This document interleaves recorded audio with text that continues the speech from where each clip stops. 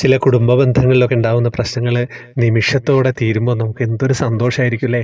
അങ്ങനെ ഒരു അനുഭവം അമ്മ പറഞ്ഞിട്ടുണ്ട്. ഒക്കെ പെട്ടെന്നായിരുന്നു, എല്ലാം പെട്ടെന്ന് പെട്ടെന്ന് പെട്ടെന്ന്. വേഗം തന്നെ പറയാലേ. ശ്രീകാന്ത് മോനെ നമസ്കാരം. ഞാൻ ത്രിമധുരം കുടുംബത്തിലെ ഒരു അംഗമാണേ. ഞാൻ ഇതിനു മുന്നേ ഒരു അനുഭവം പറഞ്ഞിട്ടുണ്ട്. മോനത് വായിച്ചിട്ടുണ്ട്. അത് കേട്ട് എൻ്റെ സുഹൃത്ത് ചോദിച്ചു, ഇത് നിൻ്റെ അനുഭവം അല്ലേന്ന്. സങ്കടം സന്തോഷം എല്ലാം കൊണ്ട് കണ്ണു നിറഞ്ഞ നിമിഷമായിരുന്നു അന്ന്. ഇപ്പോൾ എനിക്ക് വീണ്ടും ഒരു അനുഭവം ഉണ്ടായി. ഹരേ കൃഷ്ണ ഭഗവാനെ, എല്ലാം അറിയുന്ന പൊന്നുണ്ണിക്കണ്ണ, ഇനി ഞാൻ അനുഭവം പറയാം. എൻ്റെ മകള് വിവാഹം കഴിഞ്ഞ് 5 വർഷമായി, കുട്ടികളില്ല, സങ്കടമാണ്. എങ്കിലും അവർ രണ്ടുപേരും നല്ല സ്നേഹത്തിലായിരുന്നു കഴിഞ്ഞു പോകുന്നത് കേട്ടോ. ഒരു ദിവസം അവർ തമ്മിൽ വഴക്കായി. രാത്രി 12 മണി കഴിഞ്ഞ സമയം ഒരു ഫോൺ കോള്. നാളെ രാവിലെ എന്നോട് ഇവിടെ എത്തണമെന്ന് കാര്യം ചോദിച്ചു. രണ്ടുപേരും പറയുന്നില്ല. എൻ്റെ കൃഷ്ണ, എന്തായി കേൾക്കുന്നത്? ഞാൻ കൃഷ്ണനെ വിളിച്ചു കരഞ്ഞു. സങ്കടമായി, സഹിക്കാൻ കഴിഞ്ഞില്ല. സന്തോഷമായിട്ട് കഴിഞ്ഞ കുട്ടികളെ ഇവർക്ക് എന്ത് പറ്റി എൻ്റെ കൃഷ്ണ, നീ ഞങ്ങളെ കാക്കണേന്ന് കരഞ്ഞ് പ്രാർത്ഥിച്ചു.